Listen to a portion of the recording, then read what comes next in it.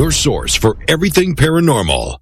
Para-X. The views expressed and the opinions given by the individual host and their guests do not necessarily reflect those of Para-X, its affiliates, or its sponsors.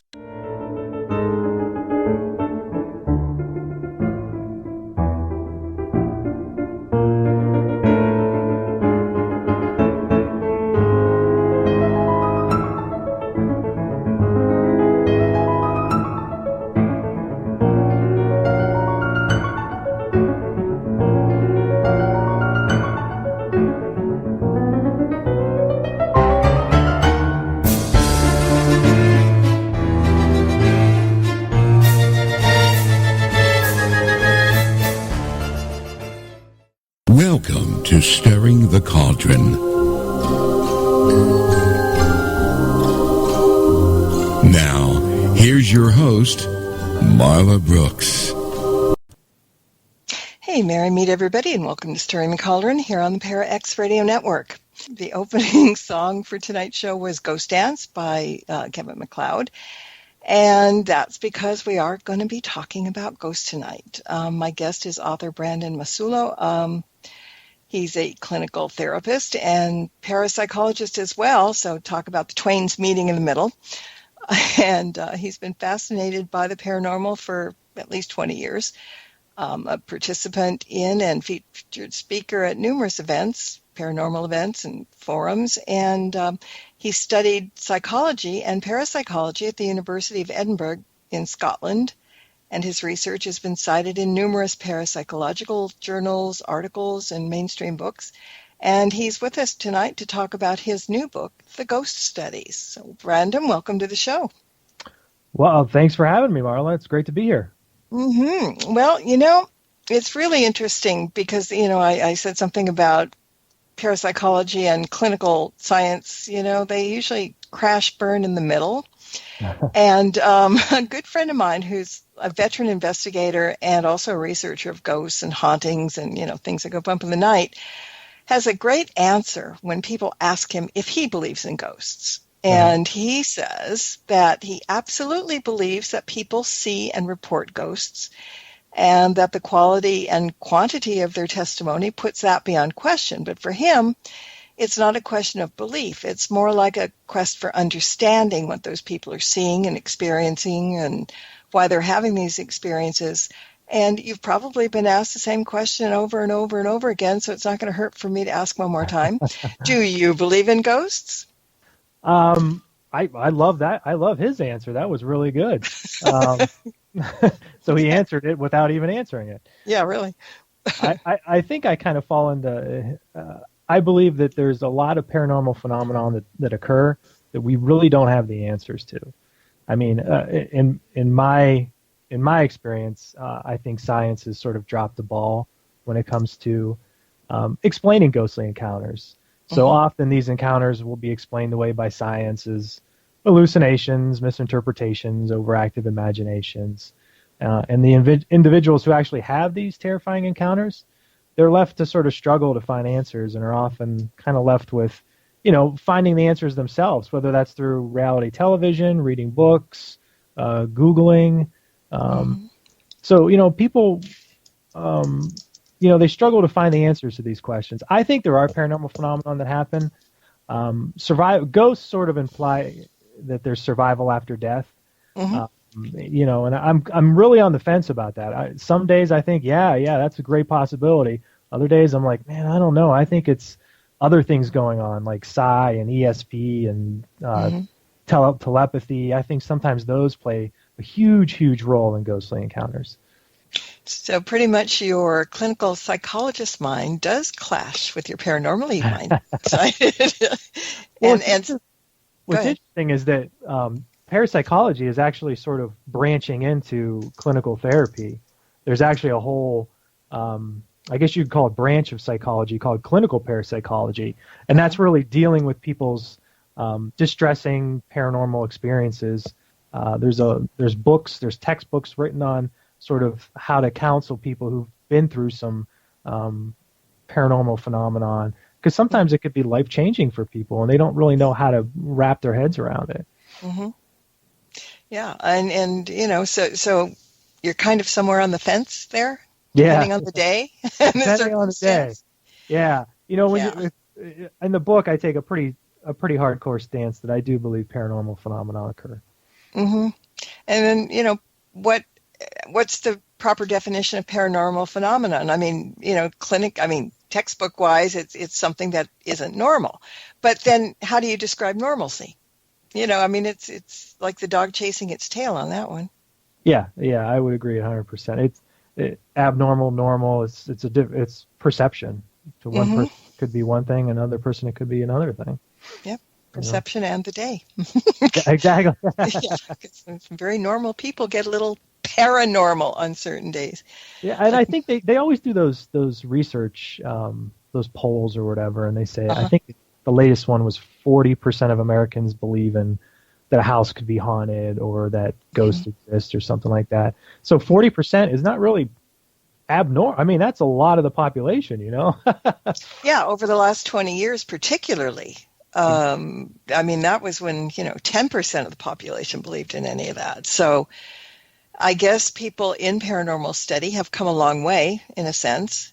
hmm Lots of them have shot themselves in the foot at the same time.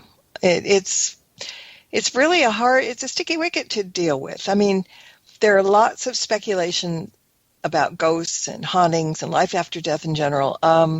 Now, if you want my take, and I'm going to say it anyway, if you don't, it's similar to my perspective on the dying process, because we all know what clinical death entails. But then comes the great mystery that science can't answer. What happens then? Or at least not yet. Science can't answer it. So, it's like, do we just die and that's it? Or do our spirits leave our body and cross over to the other side? Is there another side? Do we have spirits? So the bottom line to the theories on death and I think the existence of ghosts are pretty much the same. Try as we might, I personally don't think we're ever going to know for sure until we get there. Yeah. And, in a sense, that's what makes it also mesmerizing, but it also makes it perplexing at the same time.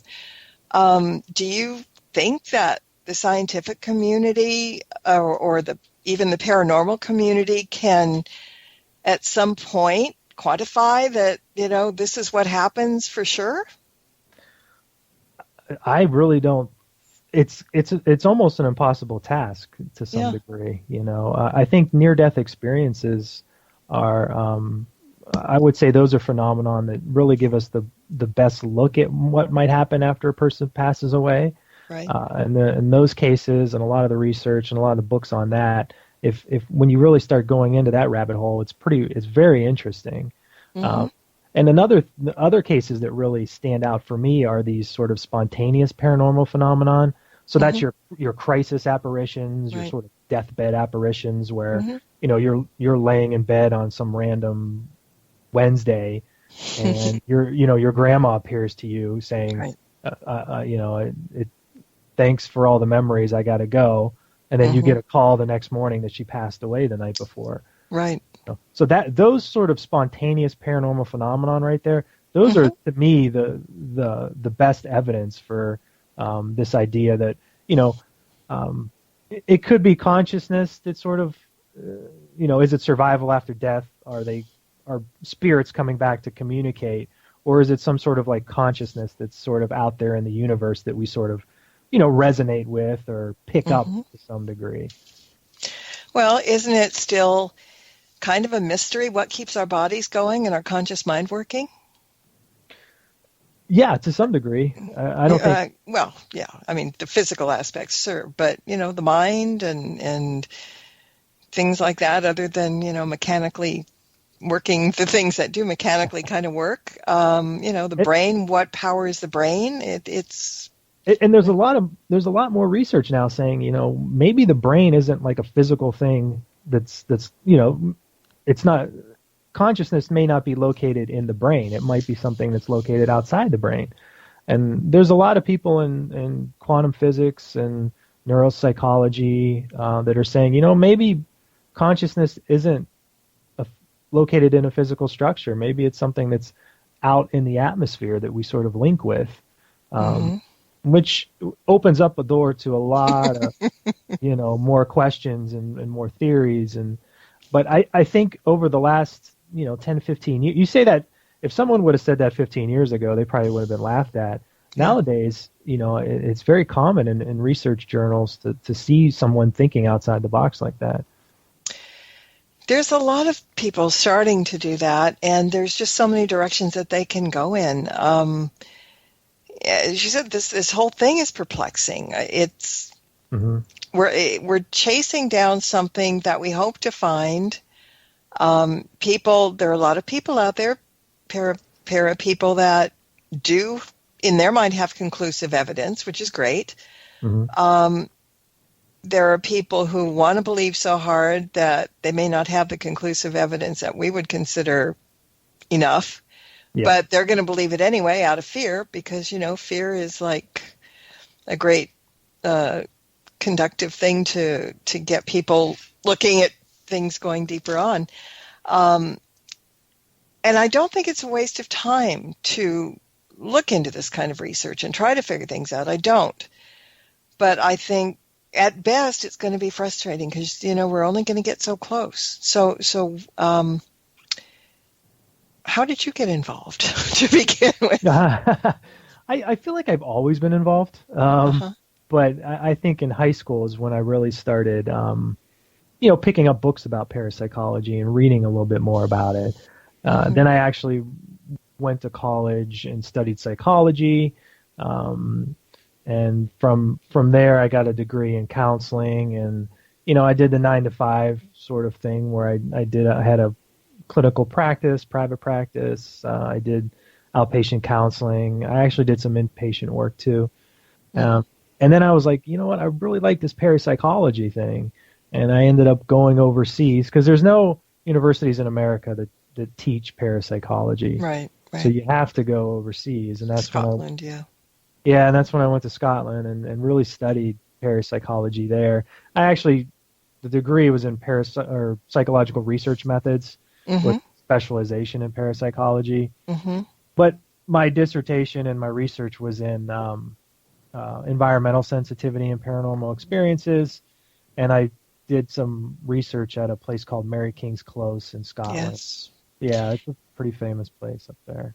It is. And, you say in the book that you're not a paranormal investigator and, you're not on anybody's television show and all that. But as you said, you did go to Mary King's Close. And for people that don't know about it, why don't you give them a little bit of an idea of, that very, very famous haunted location. And then let's talk about some of the research you did there. Oh, yeah, sure. So Mary King's Close is located on they call it the Royal Mile in Edinburgh, and what it is it's almost like an underground city that was used in the 1600s, and what happened was there was almost like apartment buildings underground, businesses, things like that, and when the Black Plague came along, the story goes that they walled people up down in the Mary King's Close, so a lot of people died down there. So, but over the course of, the hundreds of years it was there was been a lot of murders down there, a lot of people dying in these underground apartments and businesses. So, it's probably one of the most haunted places in Scotland. At least that's what they say. And now it's turned into a tourist attraction. But a lot of the shows have been there, Most Haunted, I think Ghost Adventures, they've all, Ghost Hunters, I think they've all been there. And they usually get pretty good evidence from the shows that I saw. Yeah, in fact, you mentioned Most Haunted, and my friend David Wells, who used to be on Most Haunted, actually brought himself out of the broom closet on that show. Not that too many people picked up on it, but I guess there's one of the rooms in there that's all set up like witchcraft and stuff. And David walked in there on camera and picked up an athame and started doing the mumbo jumbo that we do. And I thought, you've been hiding. So after he got, after the show was on, because he did the foreword to my ghost books, all 3 of them, I got him I said, David, how does it feel to be out of the closet now? And he's like giggling, laughing. He says, well, I just picked up a few things here and there. I said, right, keep talking. But anyway, yeah, I digress. Let's talk about your research at Mary King's Close. Yeah, I mean, but the place there is really amazing. You know, I had the opportunity of kind of just hanging out there by myself, and it's really an amazing. The history behind it's amazing, and the stories behind it down in that area, that underground city, is amazing as well. But what my research was basically we had 250 participants who were part of the experiment. So they toured the facility, and then they reported on if they had any paranormal experiences while they were down there. Mm-hmm. So 250 participants, I was like, I don't know how many ghostly experiences I'm going to get out of this. Mm-hmm. 600 ghostly experiences were reported while they were doing this study. Wow. That was a lot. Mm-hmm. Mm-hmm. You know? So that was a shock first off to begin with. But what we were really looking at was if this population that's deemed environmentally sensitive was experiencing more paranormal. So paranormal or environmental sensitivity is just people who are more sensitive to the environment around them. This is not really psychic sensitivity or anything like that. These are just people who sort of react to the environmental stimuli a little bit more than everyone else. Would you call that kind of primal instinct in a sense? Well, it's more like their smells are stronger to them, color perception's a lot better. Yeah. They tend to have migraines. They tend to have these environmental illnesses like chemicals, if they smell bleach. So everything around them just sort of, they tend to say that they can feel magnetic fields, and they get ill sometimes when they're in the environment that most of us don't even realize. Right. So I can go to a place and sit next to a guy with a lot of cologne on, and I'm okay with that. These people who are really sensitive start to get hives, headaches, and vomit. So they're just really, really sensitive to the environment. So what we found is that these types of people actually have way more paranormal experiences than the general population. If you're environmentally sensitive, I think the 70% of those who are environmentally sensitive have paranormal experiences, which is a huge number. So what we did was we just found out that, in the past they have more paranormal experiences, and when they were touring Mary King's Close, they had almost twice as many experiences as what we call the general population. So that was really our research in a nutshell. But it was really cool to hang out there in Mary King's Close and just the history of it. Oh yeah. So you didn't feel anything or have anything happen when you were there, right? Well, before the research was actually 5 days. So every day we took, I don't know how many groups went down there, but before every group that went down there, I had to get baseline readings with an EMF meter, because EMFs were part of the study as well, but I won't go into that part. But I would have to go down by myself and hang out and just take EMF readings. I had to take 6 or 7 per room. And I do remember I did it every day for a while, and I think it was maybe the 5th or 6th day that I did it, I was getting these really weird readings. Like, it was very erratic. It was very different than everything else. I thought, well, this is bizarre. I mean, I've had pretty consistent ones the whole time. And it was right outside this one of the rooms was, I forget the name of the room, but the guy who lived in that apartment was one of the first people in Edinburgh to have a toilet. So, yeah, that's right. Lucky guy. Yeah. So when you opened his door, you looked, because he was so proud of his toilet, the view was right at his toilet. He wanted everyone to make sure he knew he had a toilet. Oh, gosh. So I was outside that room, and everything was going bananas with my meter, and then I started feeling a little bit bizarre. But, that was my experience while I was there. Unfortunately, I didn't have like a legit paranormal experience, like an apparition or anything like that. But that was kind of out of the ordinary. Well, yeah, and we are the most sensitive tool that we can use in general. Now, the other question I wanted to ask you is, you're talking about these environmentally sensitive people. How do you compare those to people who claim to be empaths? I believe there's probably an overlap there. I didn't do any sort of questionnaires or research to see if I can find the empath part of it, but a majority of the empaths sort of can walk into a room and feel overwhelmed and feel emotional and just feel bogged down. So the environment affects them in a certain way. I would guess that they probably fall on the environmental sensitivity spectrum. And I'm pretty confident in that guess. Yeah, I mean, there are kind of similarities to that. And it must have been a really interesting experiment, though. And all right, so when you go into a place like you did in front of the man's toilet and the meter started going off and everything, do you second guess yourself on what you feel because you think you have a more clinical brain or a more logical brain, or do you just kind of go with the flow and go, hey, maybe that was something? My view of things has changed pretty dramatically in the last 10 years. When I was going through academia, when I was going through graduate school and everything, you sort of do well, there's a reason for this, there's a rationale behind it, there's this and that. So I was a pretty ardent skeptic for most of my life. And things started to change a little bit for me, probably right after I left Edinburgh. But at that time, I remember thinking to myself, there's got to be some reason that this is going haywire. And I kept looking around, like maybe there's someone else down here, maybe somebody turned a fog machine on, or some weird thing like that. Right. So my brain was trying to find the answer that way, and ultimately I walked away, went upstairs, came back down, and then did the readings again, and everything was okay. So my brain said, well, it was probably something wrong with the meter. Yeah.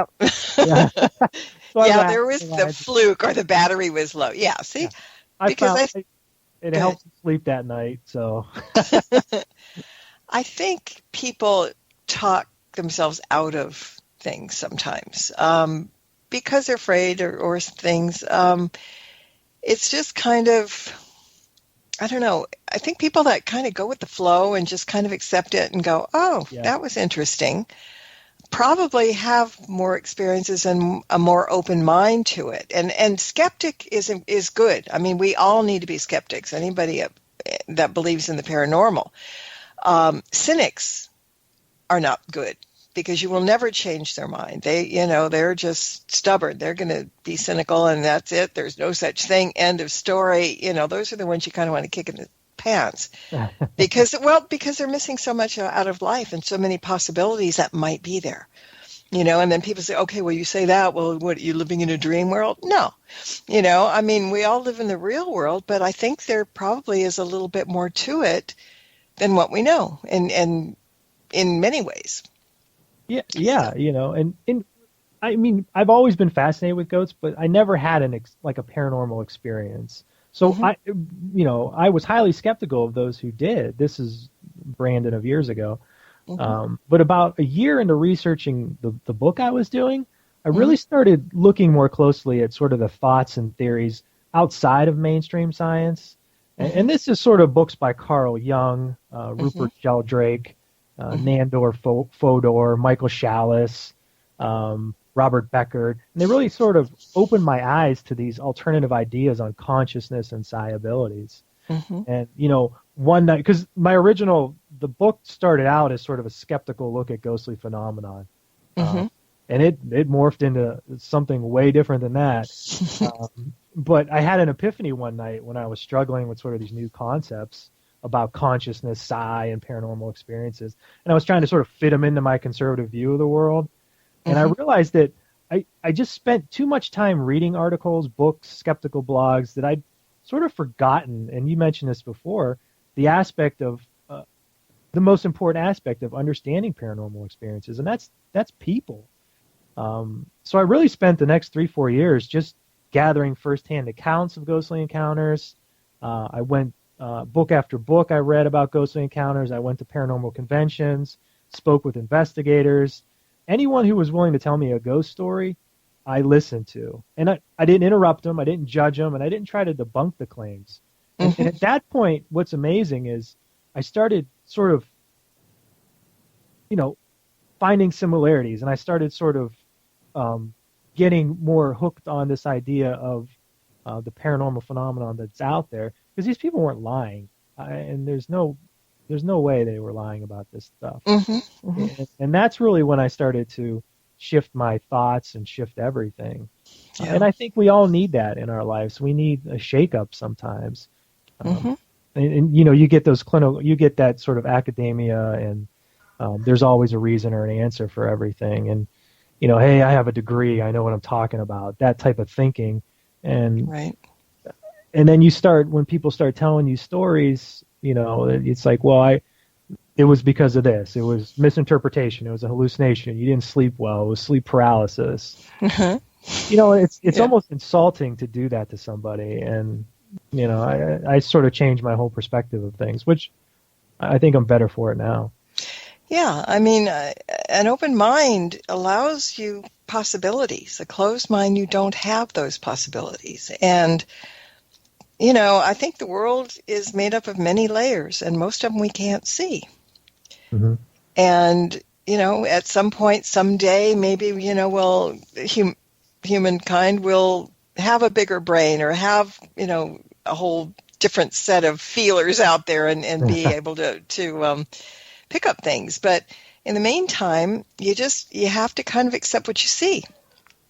Yeah. And more importantly, what you feel. And I mean, that's the key. If you feel like something is wrong, if you're in a situation, just suppose you're walking down the street, not in a haunted house, but you're walking down the street, and all of a sudden the hair on the back of your neck sticks out.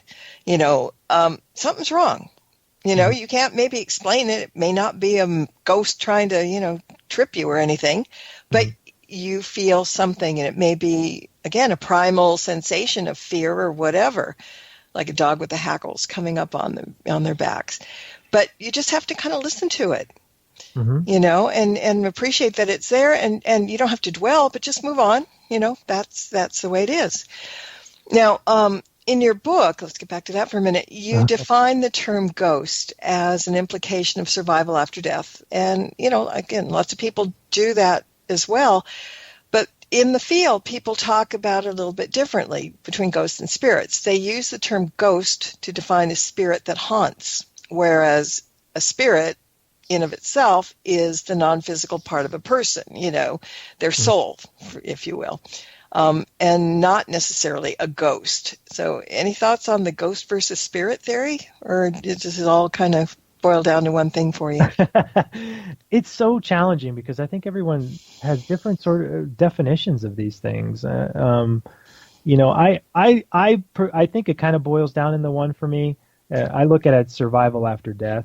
The term I use when I do a lot of my when I try to explain these things is I like the term apparition.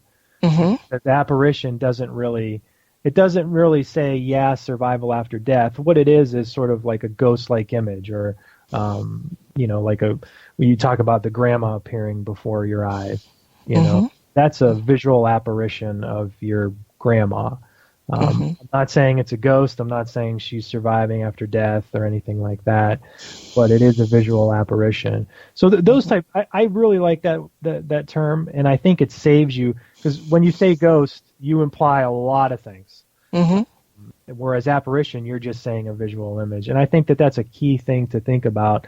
And a lot of people who do paranormal investigations use the term apparition as well. Yeah. But, that's my take on it. Okay, yeah, especially full-blown apparitions.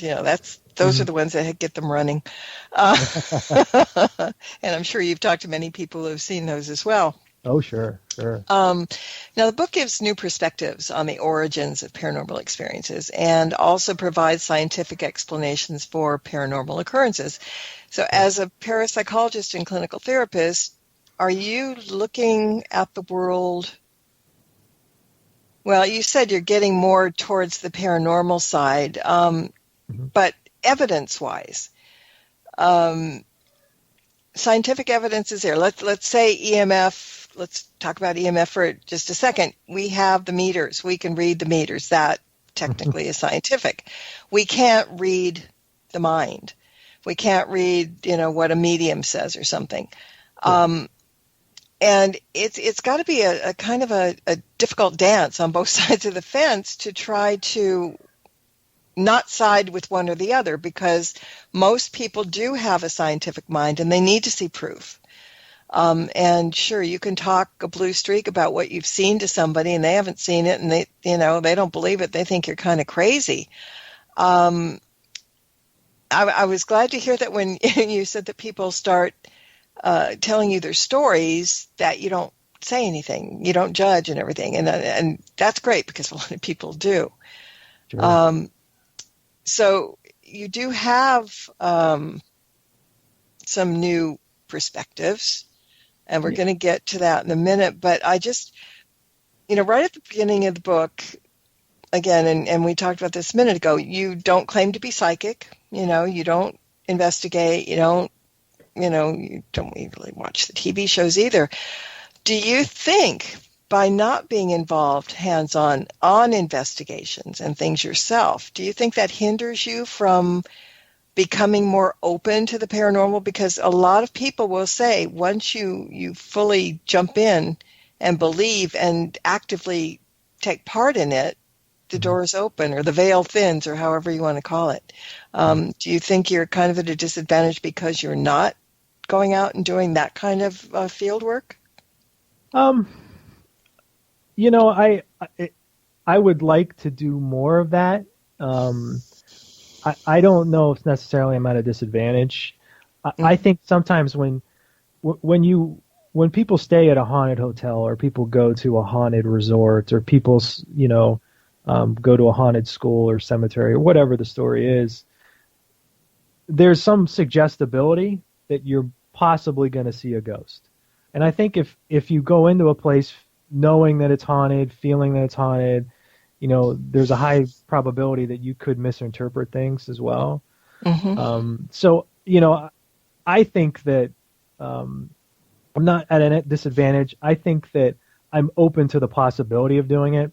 Mm-hmm. So, I've been to haunted locations before. I've been out with paranormal teams before, so mm-hmm. I don't just hide in my office behind my... I know. No, you go to Scotland, you visit Mary King's Close, which is like the place that most people would love. They'd give their, little pinky finger to go there. And people, I want to have the experience. I'm jealous of people who have these experiences. I'm jealous of someone who could have such a life-altering experience, such as seeing a deceased loved one, or, coming across you mentioned a full-body apparition. This is an amazing, amazing thing that, I would really, I look, I don't want to say I look forward to something like that, but I would love to have an experience like that. So I now that the book's out and I'm, have a lot more free time, because this thing took up a lot of my life for the last few years. I'm going to be out more in the world and in the public. And if anyone wants to invite me to a haunted place, I'm always more than willing to go. There you go. See, open-minded is good. Yeah, I'm not closed-minded at all. Yeah.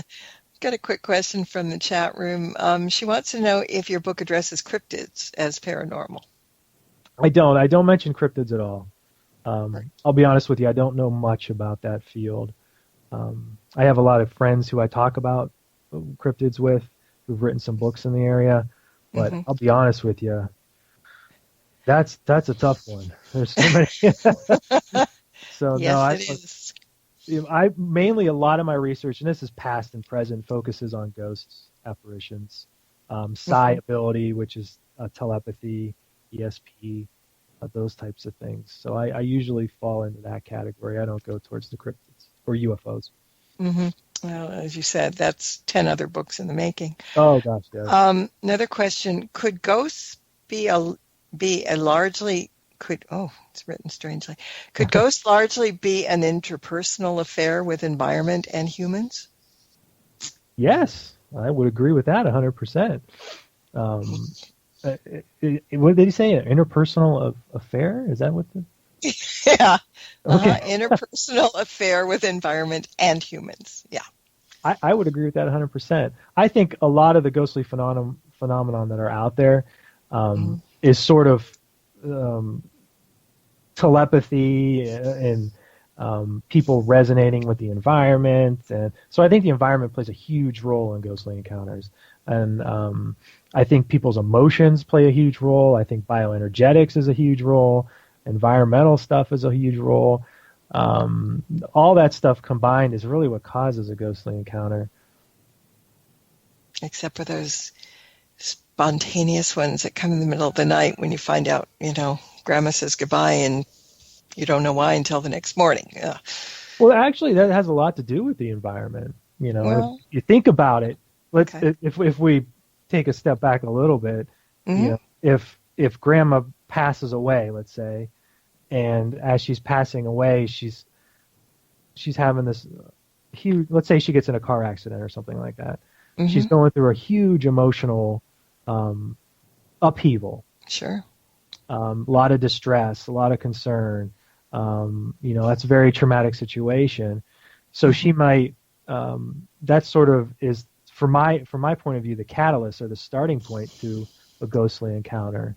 So this sort of emotional upheaval causes changes inside our body, like our bioenergetics, which triggers all kinds of stuff. And we almost send out like a telepathic distress signal that kind of goes out into the environment. And, just like a radio wave, it's gonna, if you send it out in the environment, it can go anywhere, but it might resonate with one person who is me 300 miles away. So it goes into the environment, resonates with me, and then I have these sort of ghostly encounters as a result of that. So it's almost like a telepathic distress signal sent to me in the form of a ghostly encounter. Okay, so do you think that telepathy is paranormal? Well, in mainstream science view, it's considered paranormal at this point. It is still? Okay. Yeah. Yeah, because, it doesn't...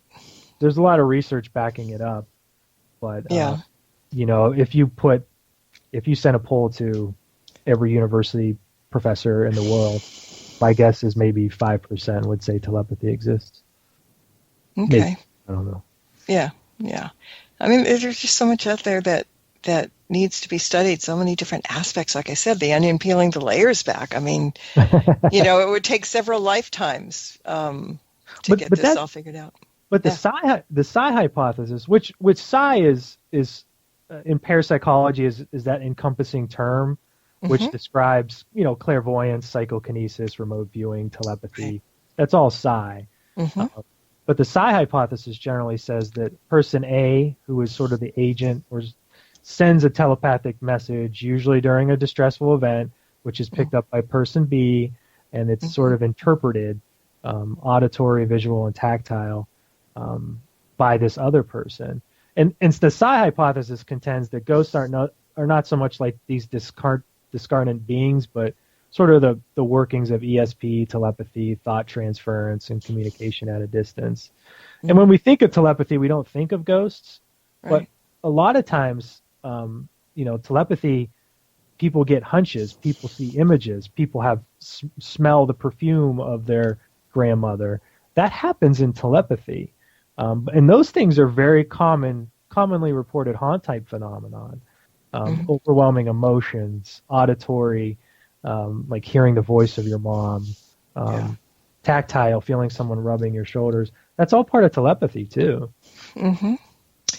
Yeah, it's amazing. Anybody I give everybody that goes into these studies a pat on the back, because it's confusing, it's interesting, it's confounding. It's all kinds of things, and anybody that really is in there doing it really deserves kudos, because it's not easy. It's not like it's worse than, for me, math is my worst thing. It's worse than math, 100 times worse than math. It can be, that's for sure.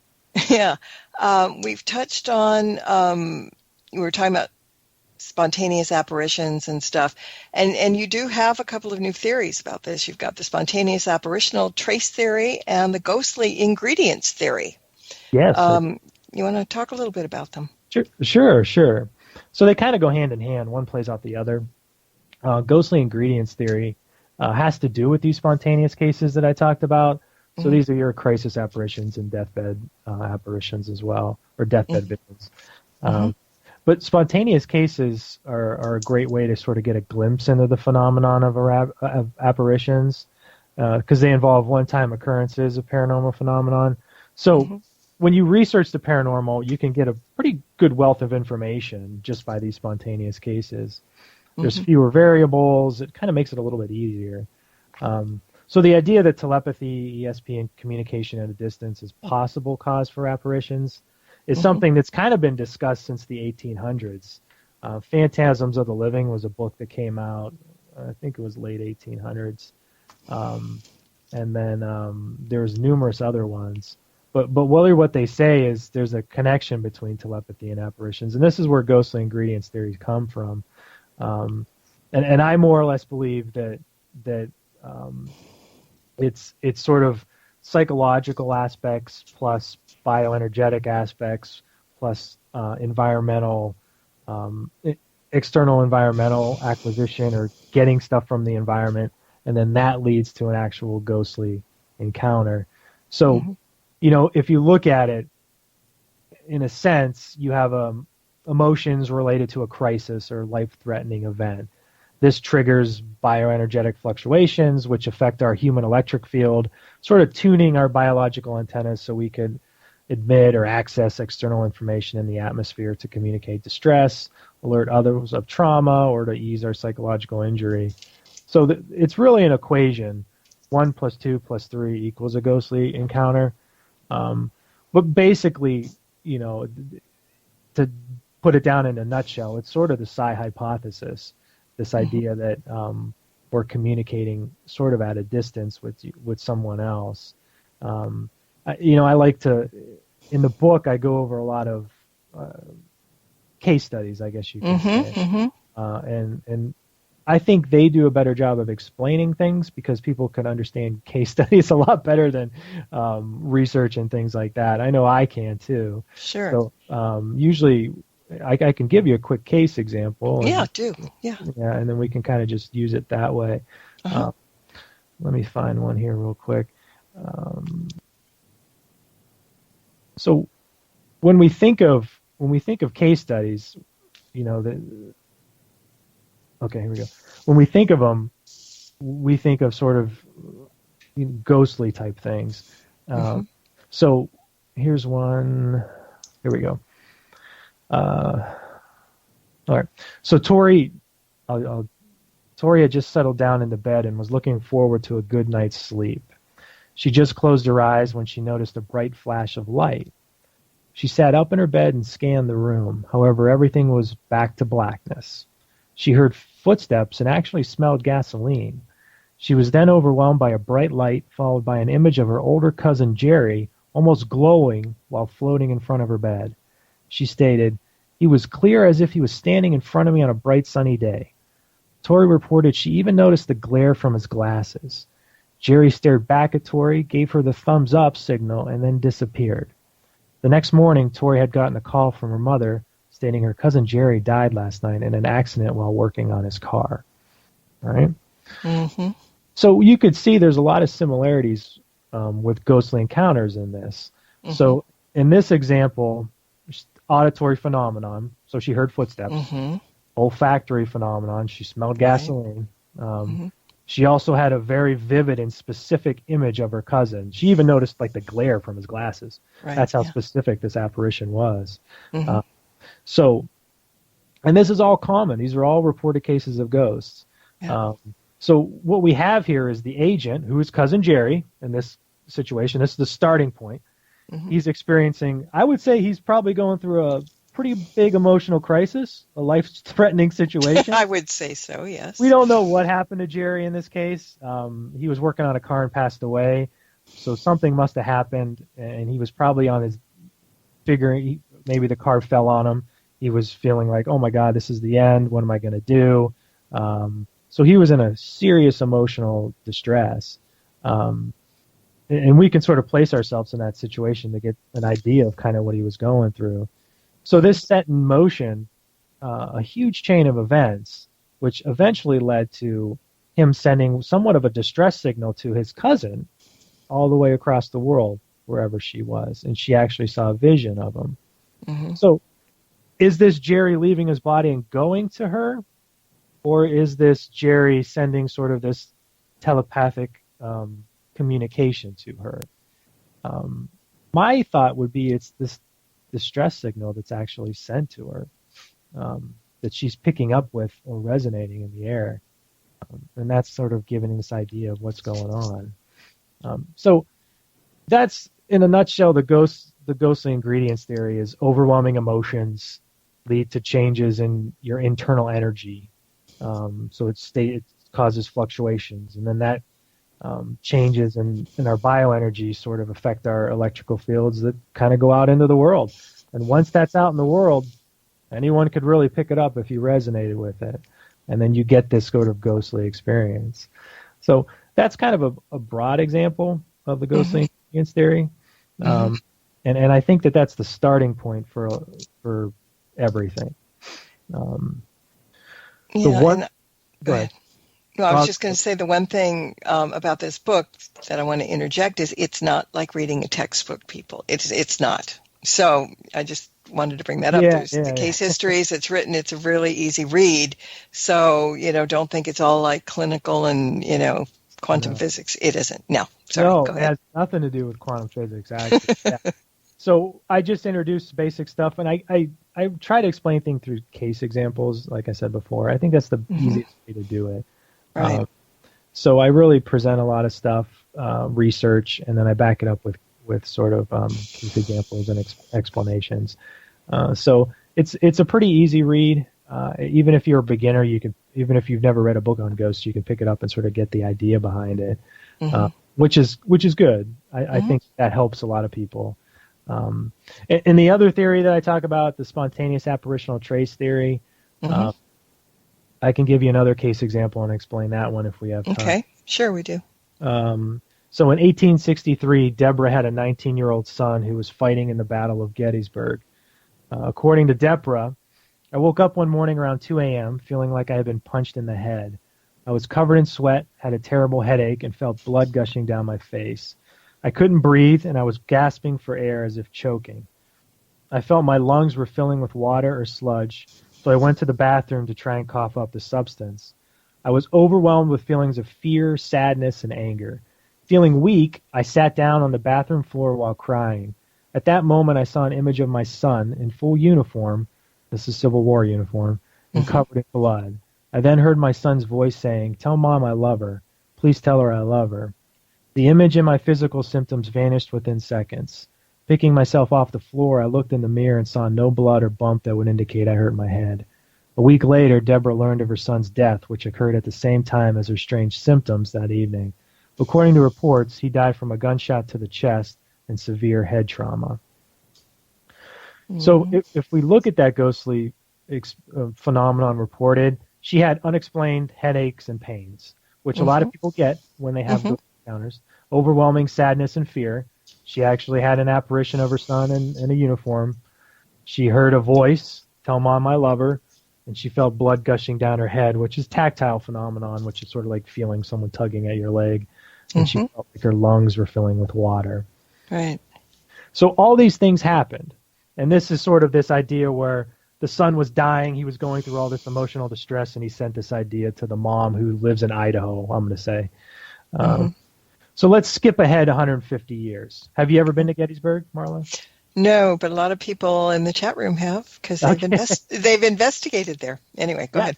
So Gettysburg, I mean, it's often viewed as probably one of the most haunted locations in the world. Right. So let's say me and you go out to Gettysburg together, and we're part of a paranormal team, all right? And we come across the battlefield where this son had died, the one we just talked about. Deborah's son had died. So we're out there, and you start having these unexplained headaches. You have trouble breathing. You feel very sad and overwhelmed. You feel like you could feel death in the air. You almost smell blood. And we collect these EVPs, and the EVPs, when we listen to them, it says, "Tell my mom I love her." Right. And someone actually sees an apparition of a Civil War soldier, right? So this is 150 years in the future. So are we coming across the ghost of the sun? Maybe not. Yeah. Maybe all this stuff we're picking up in the future is actually the soldier's lingering telepathic communication that he sent to his mom in 1863. The symptoms are the same that his mom felt in Idaho. It's not so much the tragic death that kind of burned itself into the environment. But it's this distress signal that the soldier sent at the time of his death, which is just sort of lingering around. So what this means is that ghostly experiences could be a trace of something that occurred, like this distress signal that occurred between the mom and soldier in 1863. So what does that mean? Well, perhaps in every haunted location there was an individual who sent a distress call to someone else who they were emotionally linked to. Maybe this is what sensitives and ghost hunters are actually encountering in these locations. But what this also says is that, let's say me and you are investigating the mom Deborah's house in Idaho. And as we're investigating that house, we start, seeing Civil War soldier. We start hearing voices and our EVPs saying, "Tell my mom I love her." It doesn't necessarily have to be at the battlefield that the symptom. We could also be picking up this stuff in Deborah's house. So what this does is it sort of gives an explanation that, a lot of people say, well, this house can't be haunted because it's nothing traumatic ever happened here. There was never a violent death or anything. But my theory is it could really account for things like that. So whether the house is 2 years old or 200 years old, there can still be some sort of apparitional experience or paranormal phenomenon occurring there. Well, yeah, and ghosty people would refer to that as residual energy. That's a very common terminology that's used for people that have left their footprint behind, their energy behind, or whatever. And usually it has to deal with great emotion that happened whenever that spot is. Yeah, and that's like your imprint or trace theory. For sure. But with imprint, it says it has to be at the event of the violent death. Yeah. That's what gets burned into the tracings. That's what they're picking up on, this residual energy. In this case, I don't think it's actually the violent death that's sort of burned in or causing the residual. I think it's stress signal that people are picking up on, which is why you could have it in Gettysburg or at Deborah's house in Idaho. So there's a difference between imprint theory and then my theory. And I think that residual part is still part of it. I think, like I said, it's that telepathic distress signal that people are picking up on, not the tragic, it just burning into the environment.